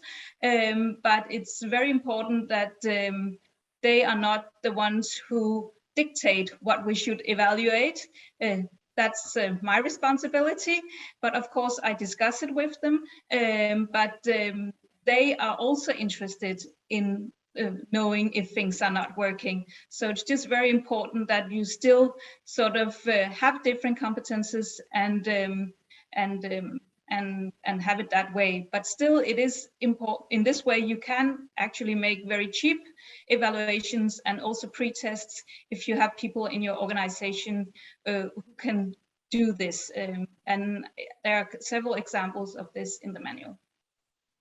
Well, thank you very much, Lise. Thank you very much to all the speakers. It's 12:10, exactly the time we are supposed to conclude this webinar. I would like to extend to you a big round of applause. I'm sure that all the participants will share this proposal. Thanks for your effort. Thanks for your presentations. They are extremely interesting, and they will be available on the ETSC website. Same goes for the manual that will be soon available. So I hope that the participants can find it useful, and that they will be able to use it for developing, for implementing, and for evaluating their road safety activities. So thank you very much to the speakers. Thanks to the participants, and of course to Frank Mütze for all the incredible hard work that he has put on the webinar, on the manual, and on all the learn activities in general. Thank you very much, and have a good and safe day.